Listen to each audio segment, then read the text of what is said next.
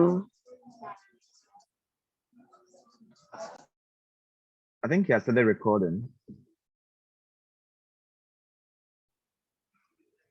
Okay, so welcome to this month's edition of the webinar series. Today we are going to talk about postgraduate scholarship application and studying abroad. And as you've all seen on the flyer, we have a wonderful personality today to take us through this topic. He's one of our own, and without wasting much time, I would quickly do a brief introduction. So we are privileged today to be joined by our very own Mr. Juma Omala, who is a WMI scholar, and currently he's a MasterCard Foundation scholar and a Master of Public Policy student at the McGill University in Canada. He's a public health professional with a master's degree in public health from the University of Liverpool in the United Kingdom. That was when he won the award of a Chevening Scholarship. Okay. So Juma is currently a WMI Graduate Scholar and has served as the WMI Global Advisory Board from 2020 to 2021, and as he was the first WMI Kenyan Fellowship Chairperson, that is from 2014 to 2016. He has over 5 years experience in the nonprofit sector. He's currently a team lead at the Bold Step Initiative, which is a community-based organization that equips young people with job readiness and also entrepreneurial skills in Kenya.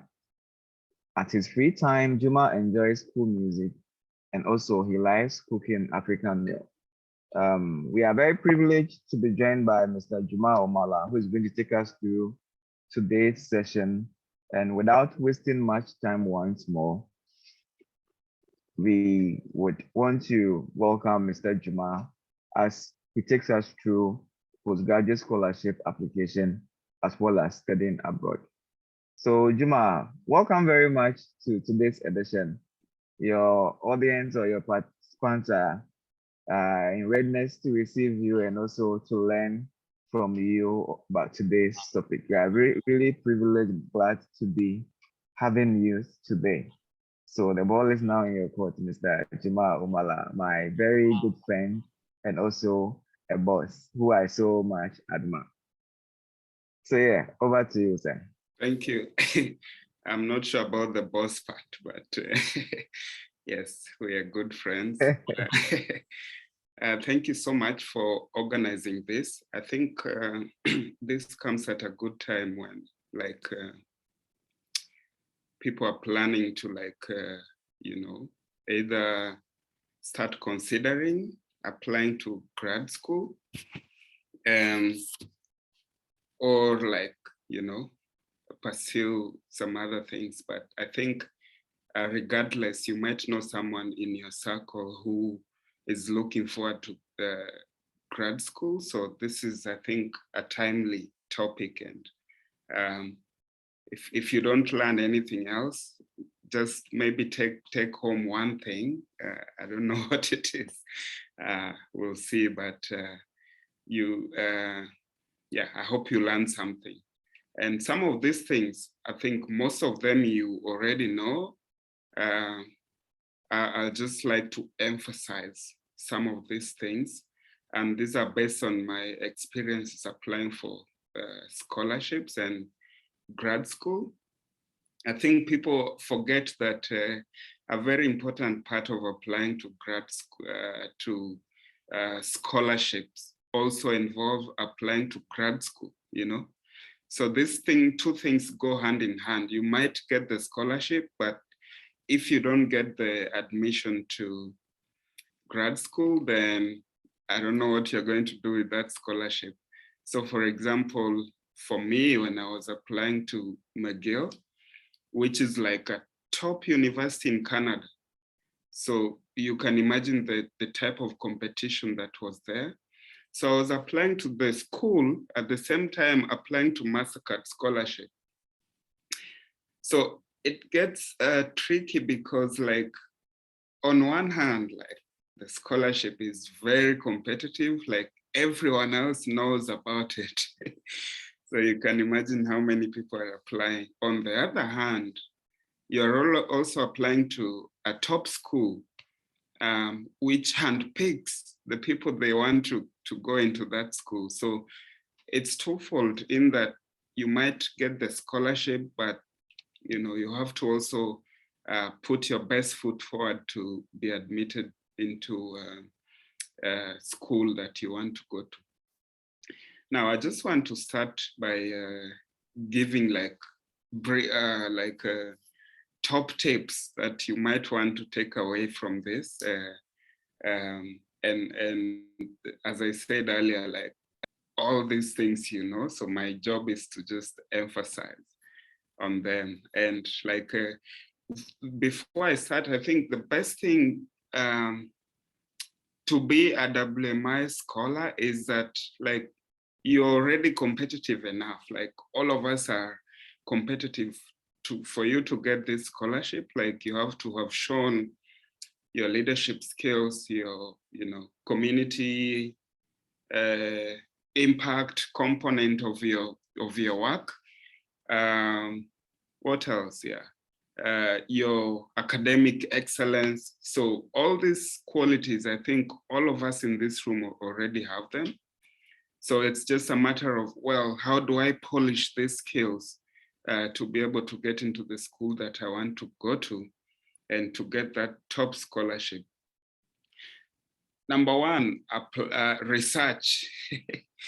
I know it seems like a cliche, but like nothing beats research in your job, in your schoolwork, in anything you want. Like there's no other option. Like you have to research, and we are living in I think we are in a much better place than the world was 10 or 20 years ago, where you had to like write your application and deliver it, So now everything is like within reach, everything is online.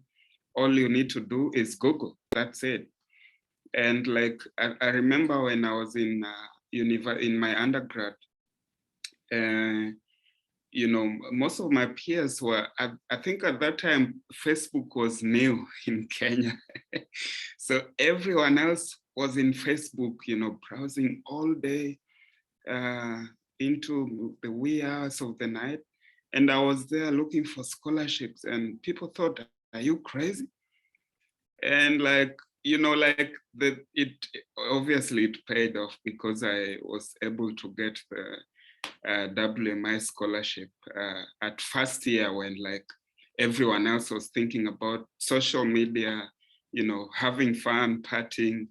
I was there looking for scholarship. So that just to emphasize the role of research, like you have to research. And the part of research also is to talk to people. It's not only about sitting behind your computer and doing all this research. You have to talk to people. You have to, in this scholarship, I know people who like have received all the prestigious scholarships. I know someone who is at ALU who went there. I know someone who got the Mundus thing. Like I know people who have different scholarships, and that's the power of networking. Like you have to at least know someone who has received some other type of scholarship that you desire to receive, and talk to them. Like, what did you do? Like, how did you go about your application? What was the process? What were the required documents? If there was an interview, how did you approach that? Because that's a major issue. So talk to people, Google as much as you can. The second thing is to apply. Apply, just apply. And application means you're not applying to one scholarship and then hope for the best. Like if you want something so badly, you have to give it your all. Well, I know strategies are different. Mine is, mine is totally different. For me, I identify one thing that I want, be it a job, a scholarship or a school. and then I give it my all. So that means I'm investing my time, resources, energy, everything onto that. If it goes, maybe it wasn't for me, but I'm happy afterwards that I like gave it my all, if you know what I mean. But what I want to encourage you is to research to apply as much scholarships as you as you are able to, and that what that does is it increases your chances of, if you apply to 5, the odds are 5, as opposed to if you apply to 2. And don't just apply to any scholarship. Apply to like a scholarship that has like what you want in a scholarship. And we'll talk more about what that looks like. The other thing is, like, if you apply to as many scholarships as you should, then it makes your work easier, because one trick is that all these scholarships, they ask for like the same things, year in, year out. So it might be twisted, like, what do you expect to do after your program is over? Another scholarship might ask, like, what do you see yourself doing in 5 to 10 years time? Like, what are your long-term goals? So these things are the same. So what you need to do is to like copy paste what you wrote in the other scholarship, because it's the same information, and then tailor it to what they want in this other scholarship. So that will save you a ton of time. It will save you energy, but also make sure you're injecting new stuff that aligns with that scholarship. The other thing that people shy away to talk about is failure. Failure is a common thing, and like if you see someone has like won a scholarship, ask them, like, how many times did you have to fail to get that scholarship? And failure might seem harsh or hard or whatever it is, but that's part of life, like you can't always get whatever you want, but what you can do is to like increase your chances, if you know what I mean. So failure is common. I know of a friend who, Mariam, we were in another session with you the other time, and the speaker was sharing how much like they failed. They applied for like 10 consecutive, was it 5 years? And they couldn't get the scholarship that they wanted, but they kept trying every year. Yeah, I remember, Juma. I think he got over 50 rejections. Over 50. Yeah. Yeah, exactly. And like that didn't beat him down. He kept trying and trying until he got this one scholarship that like changed his life for real. Like, so if you receive those rejections, don't feel, well, you might feel bad. It's allowed, but pick yourself up, move on, apply to something else. What I do personally, like if I receive a rejection, I reach out and ask them. I remember there was a time I was applying to the same Mastercard Foundation scholarship, but in the UK. And they shortlisted 60 of us, and they only wanted 5. So that was really tough. And they interviewed me. I thought everything went well, but then after some time, I got a rejection. So I reached out and said, hi, thank you for interviewing me. I really enjoyed the process. Is there anything that you would want me to improve on next time? And that really like changed the dynamic for me. They reached out, they said, well, we interviewed you. We didn't get as much passion as other students from you in terms of what you really want to get from this scholarship. You know, people say, oh, you know, I want to get the scholarship. I want to go back home. I want to do all this impressive stuff. But you forget to research the scholarship. You forget to research, like, once you're a scholar, what types of engagements or opportunities are there for you to partake, and like what can you also contribute towards the scholarship. So it's not always about what can you gain, it's also about what are you offering in return. So that changed the thing for me, and like next time I applied and got it. So that is to say, like, in those rejections, if you receive them, like, try to reach out to the person who interviewed you. If you can't get hold of them, reach out to that scholarship, and some of them will reach back. If they don't, that's fine. We move on. And for me, like, once I apply to something, I know, like, I have a month to apply for this. I need to invest the time. I need to give it my all. Once I click submit, I forget about it. Like, it's hard to forget, but you have to move on. You have to look for jobs as well. You have to have another plan. I think when I was applying to Chevening, at that time I was working, so I had some savings, and I had even enrolled to University of Nairobi for a master's program. Well, my money was not enough, so I had, like, paid the application fee and, you know, started to mentally prepare to join. But the truth is I didn't have enough money for that. It's quite expensive. And the program I really wanted was full-time.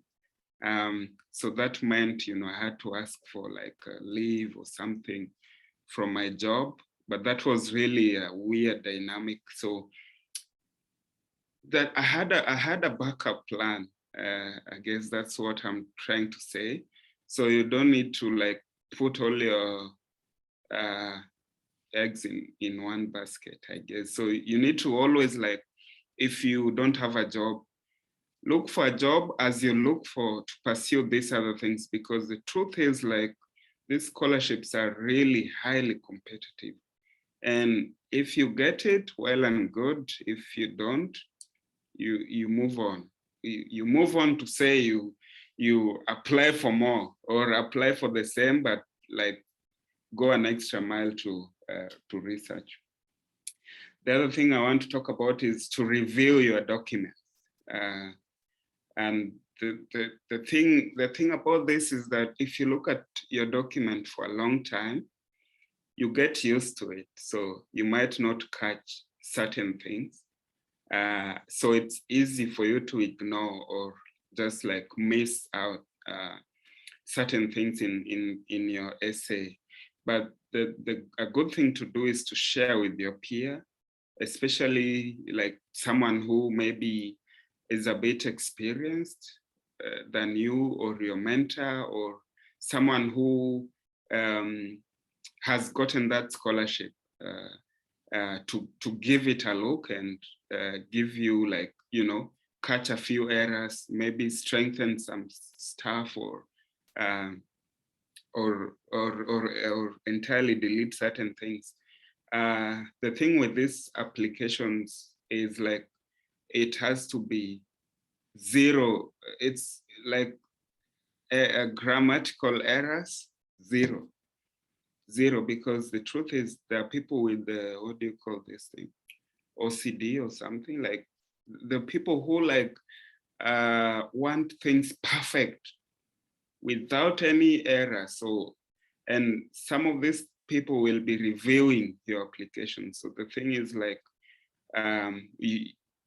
you don't want them to ignore your application based on, like, a simple error that someone else might have caught for you. So zero error, grammatical errors, your statements have to make sense. You already know this. And then, you know how they say, like, 500 word limit, 300 word limit, you stick to that. Like, don't go over, don't go under or anything. Mariam, how much time do we have for this? Sorry, I forgot to ask. Isaac? Yeah, so we have 1 hour. 1 hour. And Yes. okay.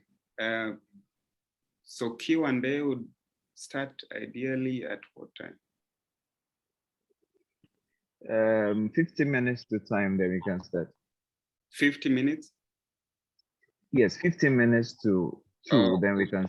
Cool. Yeah, I can talk for like for hours. Thank you for that.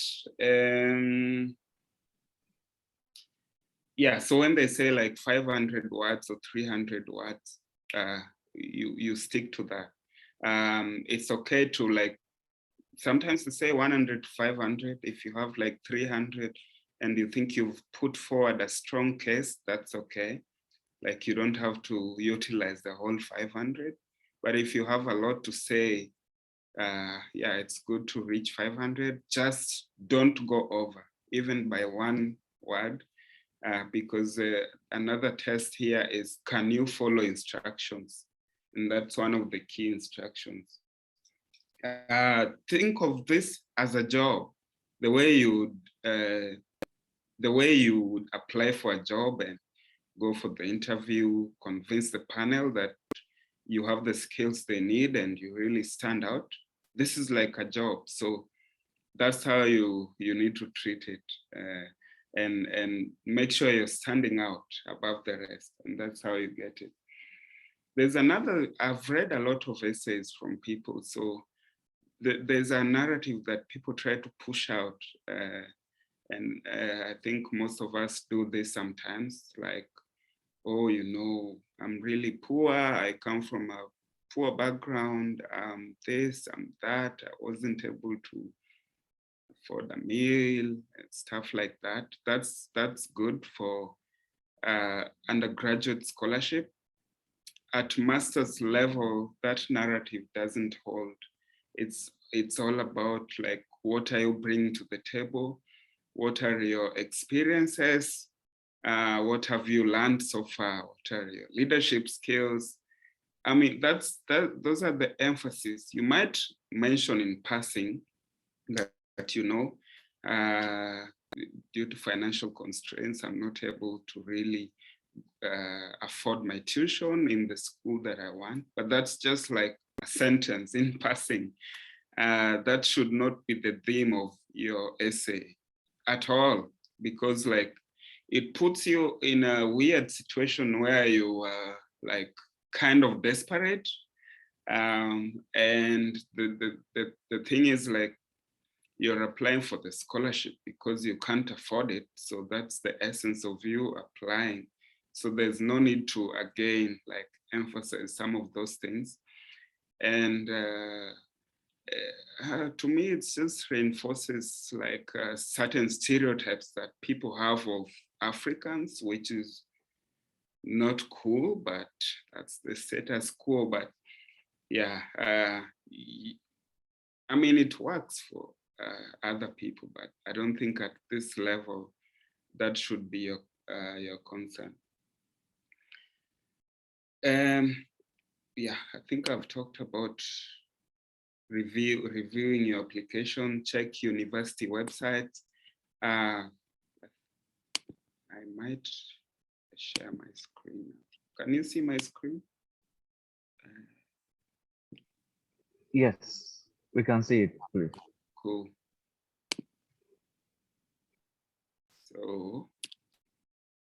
So in today's webinar, I think we've covered some of this. So just to move ahead with what we've not covered. So scholarships available, what to consider, documents, eligibility criteria, personal statement, essay writing, and then we'll have time for Q&A. And Isaac, kindly keep track of the questions. And for those who like have questions, you can Sure. start sending those. Cool. Sorry, this is like some exercise here. How many Fs can people see?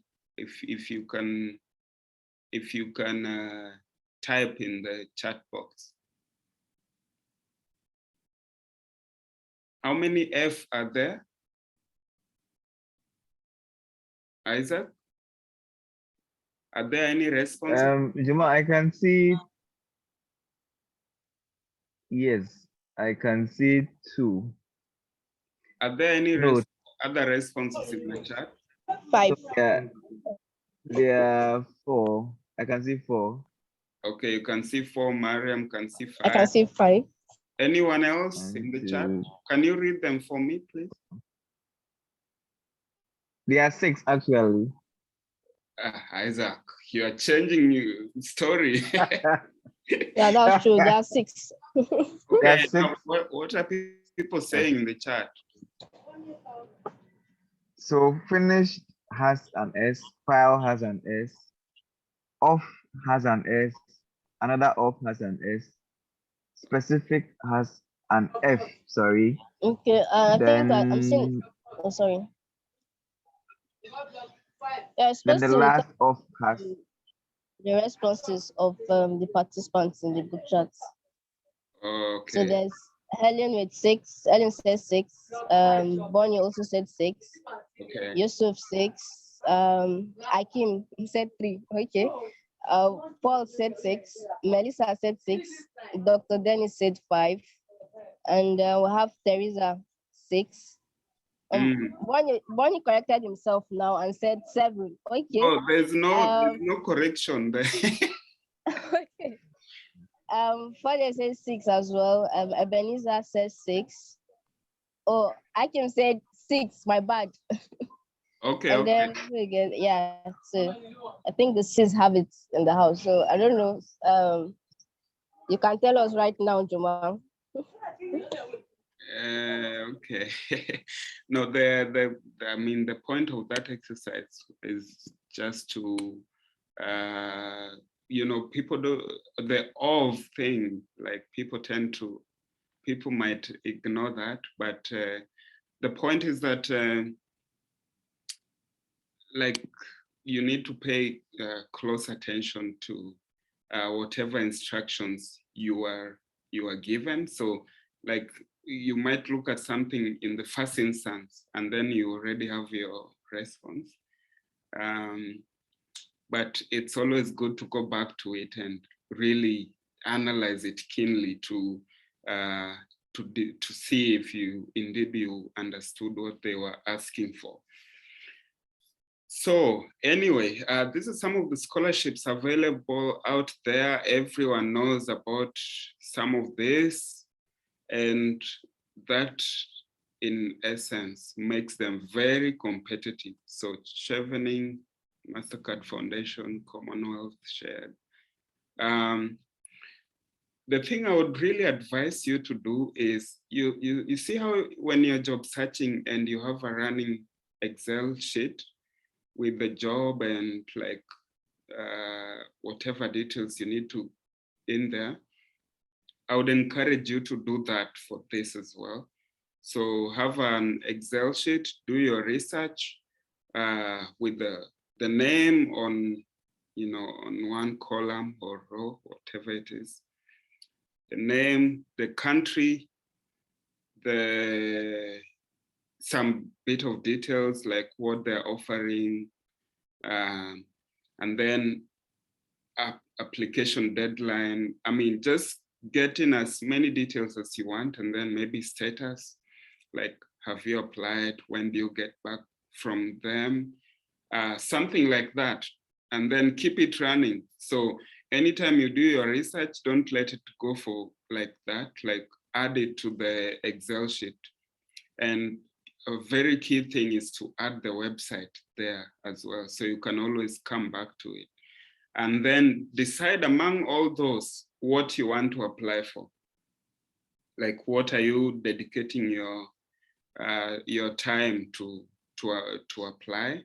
It saves you time, but if you have this list, I think it's really a good visualization of like the scholarships that you want to apply. In terms of what to consider, we talked about applying, and then types of scholarship. I wanted to talk about this because like some scholarships give only partial amount. So like in my school here, there's called this, for 1 year, it's like, I think, yeah, maybe $35,000, but then the school gives like 5,000, 10,000. It covers part of that if you apply early enough, you see. So don't wait until last minute. That's the other thing I wanted to talk about here, that the departmental scholarships, like, because all these other scholarships are very competitive, you might want to identify the schools you want to go to and then reach out to, like, they usually have a point person whose email should be in the internet, or like however you can get it. Reach out and see what kinds of scholarships they have within the department. It might be partial. If it's full, even better. But the thing is, like, they might be able to cover your tuition, and then you'll have to figure out other things like living expenses, food, clothing, books, and rent, and those types of stuff. But for me, I usually go for the full ones because you don't want any stress while studying. Like, you have to study and work and do this and do that. It's really tricky. So yeah, reach out to these schools. Obina went to the US, and his scholarship was really interesting because the school, he got the school to cover everything tuition-wise, and then he reached out to another scholarship within the school that paid for his, like, other living expenses. So there are ways around this. Because, like, the truth is that these scholarships, everyone applies for them. So it's largely hard work, like 90%, but 10% is also luck. Like, if you're, you know, if you are lucky, you get it. But yeah, but I think I think it still boils down to research, like you mentioned before. That's why it's like someone needs to do like thorough research. So if you got the scholarship, maybe they're offering you partial funding. So if you are able to do like that thorough research, you go through like the faculty, because there are some faculties that offer like scholarship, and even the department as well, funding and stuff. So if you're able to do that research, and then you'll be able to get access to those kind of opportunities and then apply. Exactly. And that's why you need to talk to people who are also in those schools. I remember when I was in Liverpool, our department offered like full tuition scholarship to like 5 students, one from Iraq, China. There was no one from Africa, apparently, in our class, except me. And the others were given to people who are already citizens there. But the thing is, if you're a citizen, you pay like a quarter of the fee that international students pay.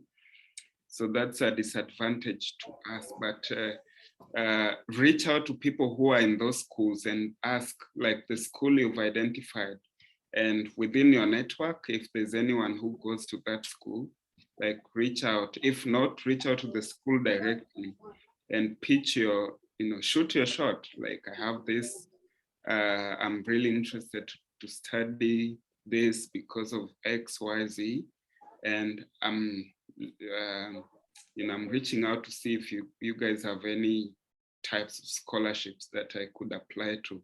It will help you a lot. That does not say that you need to stop applying to this other scholarship. You can still try and, Yeah, I think reaching out to network like kind of helps a lot. Like, even like starting from right from when you're about to start if you reach out to someone that's already gotten the probably admission or the scholarship, and that someone that has been successful, that's gone through the process and it's successful, so that person will be able to put you through the process, like how he or she was able to go through to attain success in the admission process or the application process. So like, I don't know, like a lot of people undermine that particular, like taking advantage of your network. So if you can be able to reach out to somebody, like it increases, I think it kind of increases one's chance of getting that scholarship, because you'll be getting first-hand information about things. Yeah, true. And now in McGill, where I am, there's this McCall McBain Scholarship. It's a new scholarship, but it's open to everyone. So you're competing against Germans, against people from Southeast Asia, India, China, everyone. So that's really competitive, but it's a new scholarship you could try. I think it's open now. The other issue that I also wanted to mention is that, what did I want to say? Yeah, like if you want to study, to start in September next year, then the window is usually from July to December this year. So I've had people reach out like it's May and they want to start in September, and they're like, are there any scholarships available? Like you can't get any scholarship at that point, like, first of all, the visa process takes 3 months if you are lucky, because it could take more. Secondly, they always call out applications. Like I know Chevening is opening soon in August for next year. So you need to plan like a year in advance. You know what I'm saying? So it doesn't like you have to give yourself time, because there's visa involved. There's a lot of this process, and then you need to find the school. The school itself takes 3 months to reach back and accept you. So it's good to keep those timelines in mind. For MasterCard Foundation, this is my sponsor now. The sad thing is it is ending in Canada. So they used to be at McGill, University of Toronto, University of British Columbia. And I think we were the last batch in Canada, but this is really a good scholarship. They are still like elsewhere in the US, University of Arizona or something, Berkeley. So just check out in their website, but Chevening is exclusively in the UK, same as Commonwealth. And then Erasmus is where it's in Europe, and you study between 3 countries, Portugal, Spain, France. Along those countries, it's a cool scholarship as well, very competitive. There are many others, and I think, do your research. And that brings me to my other point on country, like which country do you want to study in? And there's a lot of things to consider. One of them is living costs. If at all your tuition is covered, but not other costs. So in Canada and the US, I think the rent is like crazy. It's like $800 at least. So you need to— Wait, huh? $800 a year? A month. $800 a year, a A month. month. Are you serious? Wow. Yeah. Oh my God, that's a lot. Let me convert to our Ghana cedis and see. Yeah. That's over $1 million in Nigerian naira, like Nigerian currency, like for that amount. Like, we're not up to $1 million, but that's the thing. That's why you need to look for like a scholarship that covers everything, because you come here and then you realize, boom, you have to work for you to cover those costs. And work is not easy to combine with education, because you're that time is taken away. The good thing though is that the work, if you are able to work as a student, like you can work 20 hours a week, and that would cover some costs, but it's just too stressful. The rent is high, but the payment is also high, so that cancels out. But the issue is, you know, you won't get anything for yourself. You yeah. don't have any savings at all. Yeah, some scholarships are really cool. They give you like stipend and they cover everything, like chevening and MasterCard. And yeah, I think the ones pretty much listed here as well. Find the right, yeah, on country as well, you might consider other things, immigration status. In the US, if you graduate after 3 months, if you don't get a job, you go back home. Sometimes you want to work for a while to get like an international experience. It's really hard in the US. Let me just flag that. Because in 3 months, if you don't get the job, like a professional job, not a minimum wage job, then your status expires. In the UK, you can apply for postgraduate work permit and it's valid for 2 years. But then it depends with your scholarship. So chevening requires you to go back home. So you can't get any international experience after that. You can't run away from that. Like you have to go back home. MasterCard Foundation is like, yeah, you know, we would like you to go back home, but do whatever you want. They're not really hands-on. So those are things to consider. Like, do you want to have an international experience after you graduate? If yes, you might want to not consider US. Canada's immigration issues are really like, they need people. Like the country is 50 million people and it's huge and the population is aging and they need young people who are skilled. So they have policies to encourage you to stay back.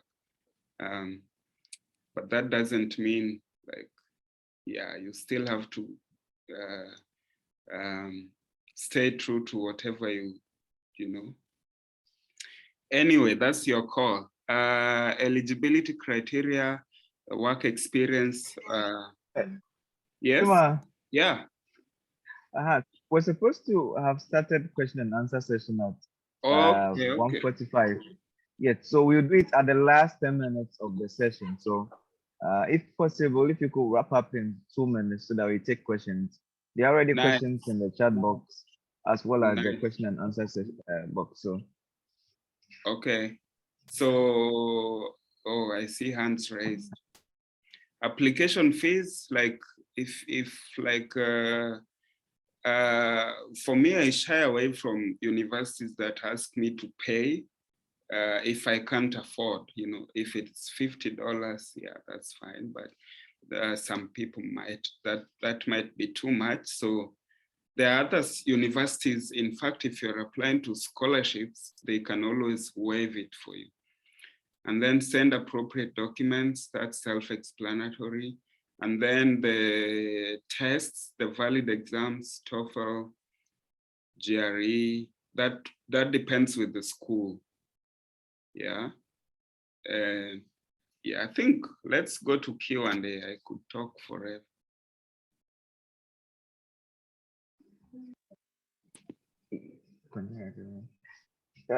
Juma, can we start with the question session? Yes, now. So, yeah, Juma, can you hear me? Yeah, I can hear you.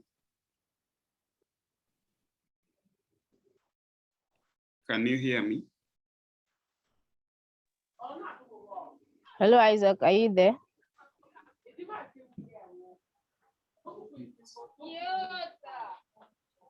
Okay, I think he's probably having some network issues. So I'll just go with the first question. Is from Fonde Bagura.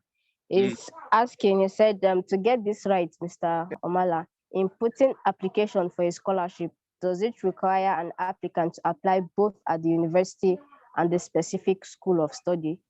For instance, if I submit an application for the Rhodes Scholarship to study at Oxford, do I need to also submit an application to the said business school that offers my desired course?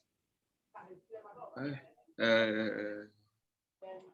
I think the question is, if he's applying for a particular scholarship, does he mhm, need to apply for the scholarship and also apply to the school? Let's say, for example, now, like the Chevening Scholarship, mhm. you apply for the Chevening Scholarship and then you also apply for the school. But I think it's kind of a Yes. straightforward answer, but you can take that, Juma. Yeah, go ahead, Madam. Okay, okay. So I think it still boils down to research.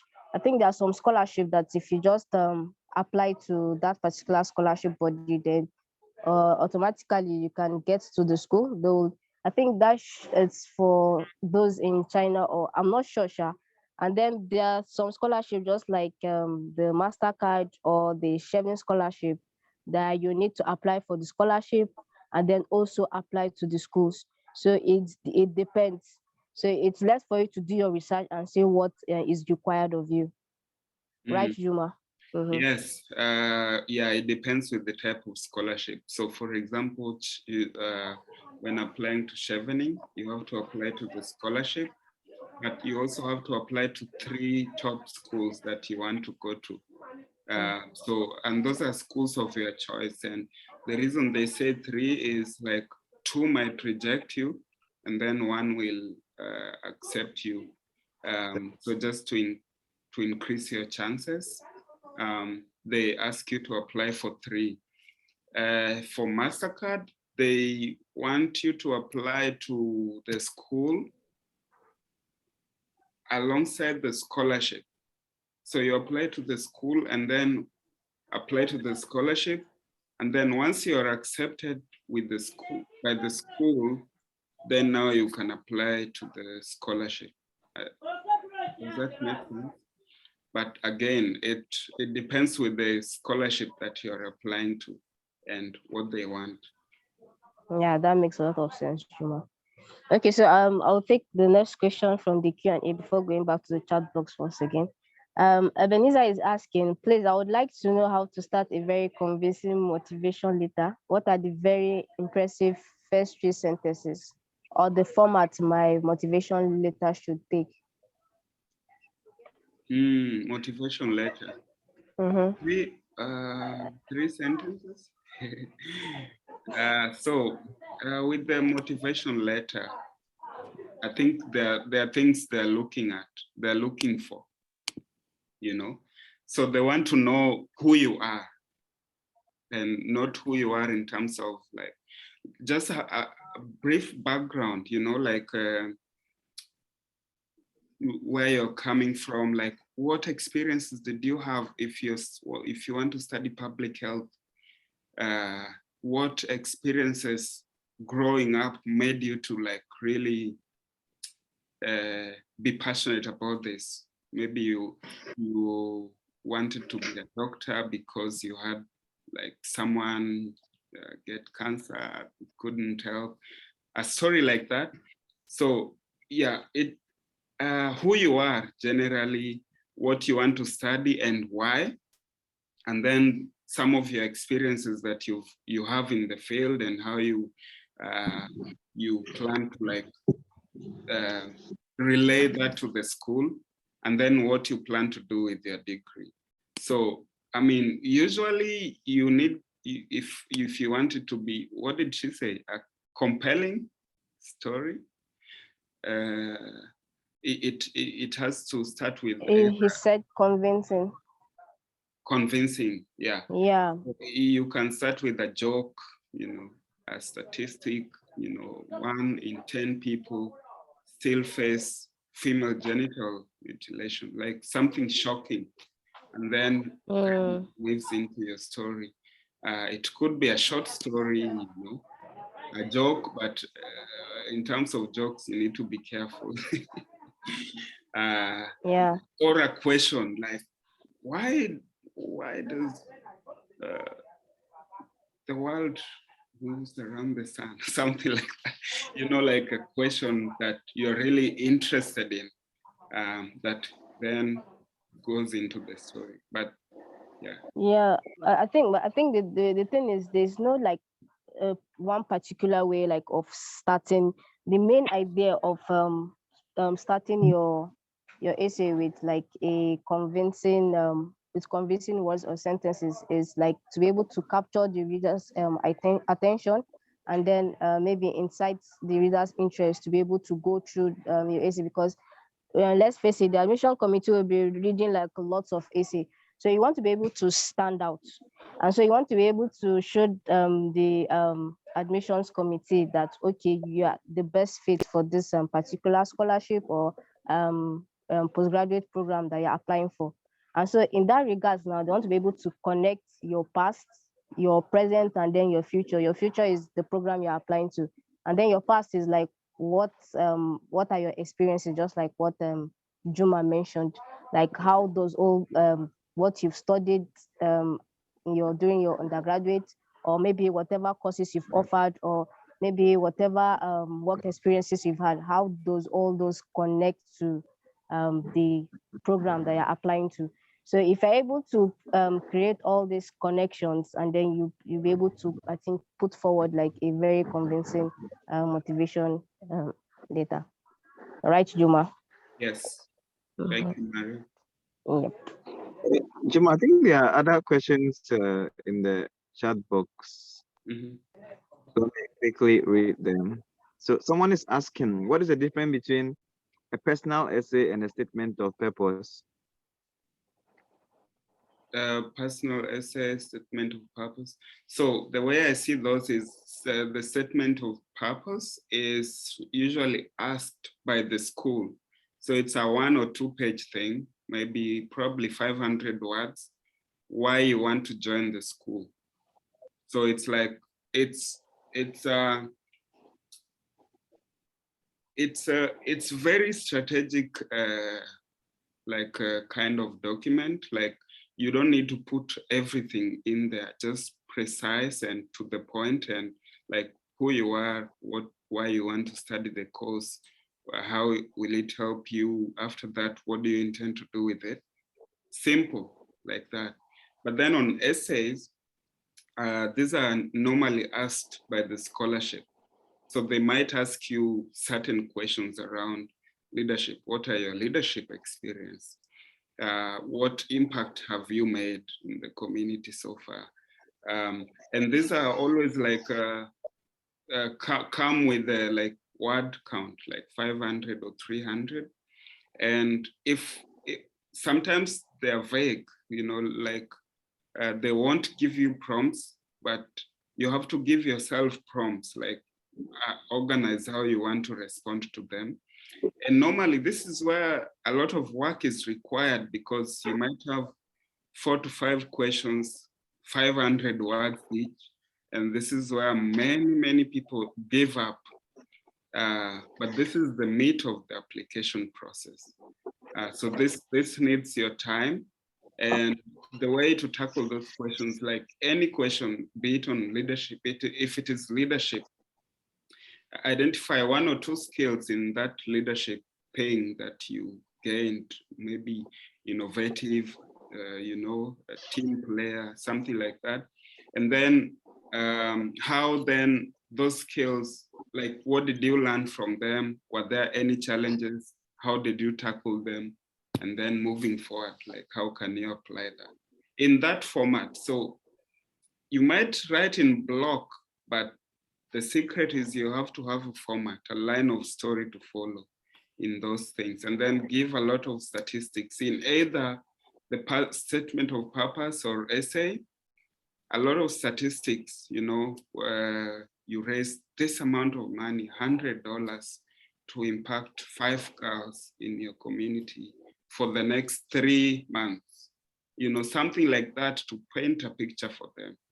Either both of them, like it has to have like a captivating story, some statistics here and there, just to give a picture. And this is like another webinar in itself. Oh, okay. Thank you for the response. That's Someone true. is Anthony is I want to asking. add Omala, something. I Sorry, am. just before you continue. Hello? Yeah, Mariam, continue. Yeah, so Juma was talking about like how to structure your essays. So I think if you there are a lot of samples online, that's one. And then number two, they would normally advise that you use what is called the star approach or the car approach. I think Juma knows about it. Yeah, that's your the star approach that's what's the situation, what's the problem, that's the situation. And then the T stands for task. What are the actions that what are the things you want to do, like what are those solutions you've identified that you'll be able to solve that situation or problem. And then the action, what are the action that you carried out towards achieving that particular solution. And then the results, what were the results. That's what Juma too was mentioning earlier. Okay, from this you're able to you were able to carry out this initiative. It's you did this, and then it impacted this particular number of people. And then from there, this I think like two of them were able to do this.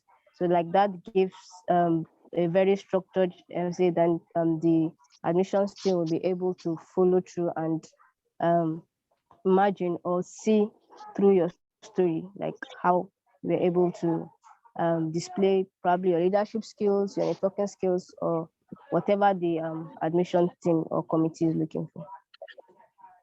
If I can carry on, Isaac, Okay. sorry. Yeah. On the star approach, Yeah, someone is asking for. Okay, Juma, please go. yeah, on the star approach, yeah, that's true. We have Bonnie Mark Alinga, who is like an expert in that field. He's a human resource expert. So yeah, I think he's in a better position to talk about that. But Isaac, I see we ran out of time. So if helpful, like maybe we can stop the recording Yes. and continue to answer the questions. Yes. Let's take 2 or 3 questions. Then we sign out. Someone is asking for a guide on writing grants proposal, but I think we can schedule that for another session. Yeah, that should be in another session. Yes. Yeah. So Christabel is saying, if I get a full scholarship and have also secured an admission, who is to cater for my air ticket cost? Am I also assisted there? If it's a full scholarship, it will say what's covered. And that's why, like in any scholarship, they have the things that they cover, and it's well laid out in their website. So they'll say, for example, we'll cover full tuition, we'll cover living costs, we'll cover round travel, air travel. So that means they'll cover the ticket. Yeah, I mean, again, back to research, but honestly, I think if you have both the scholarship, if like they're covering this full scholarship and all the living costs, then you might, if they don't cover the air ticket, then you can always raise that. Yeah, you can talk to friends, a few people who are really invested in your growth, but air ticket should not hinder you from pursuing. Okay, thanks a lot, Juma. Yeah. Isaac, are you still there? Yes. Another No, Isaac. question. Yeah, okay. Is the scholarship guaranteed after I'm given an admission to a school? No. So the scholarship is the major, I would say. For example, if you apply to schools in the UK, 70% of the chance you'll get it if you wrote your personal statement well, you'll get it. 80% of the time, because they're looking for, now there's this thing about equity, inclusion, and diversity, and they're really looking to like have a diversified classes or whatever that means. So they really like applications from Africa, one, because of that, and two, because you pay 4 times as much as the citizens there. So if you go to study in the UK, your school fee is 4 or 5 times more than British people. So they like that you're bringing into the economy. So 4 out of 5 times they'll give you the opportunity. But the thing is, do you have a scholarship? That's the major thing. Yeah. Okay, so last but one question. Mhm. Juma, if I am from an English-speaking country, is it always a requirement that one should present a TOEFL or IELTS grade? So I've always run away from TOEFL and IELTS because I feel it's bullshit. Like if you did your undergrad in English, like there's no need to ask for that. It's an income generating scheme, which I don't like. But I've always reached out to people in the department and say, you know, I studied in English from high school and in my undergrad. So like, I don't really need to do an English test. And I've always gotten away with that. But the thing is, like, most schools would require that.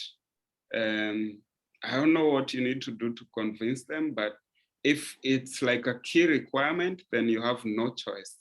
And these things are very expensive. It's like $300 or something.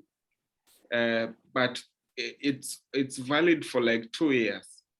So if you are to apply to many scholarships and schools, it's a good investment, but bearing in mind it's expensive and it expires like in 2 years. All right, thank you. Someone is requesting for your email address, so he or she gets back to you. So last question from Anthony. Omala, I'm from Liberia. The problem about scholarship in this country is that it's a late publication of the scholarship program. Therefore, can you please keep posting scholarship opportunities in our chat room? So if you can keep, updating us on the WMI family page with scholarship opportunities, that will be okay. So Last can post question. If I can post the what? The Scholarship opportunities. Yeah. Yes, on the page for him to access it. Okay. So Okay. I think Fred, you can stop the recording and we can talk about these other questions if that's fine. I have like 20 extra minutes for this.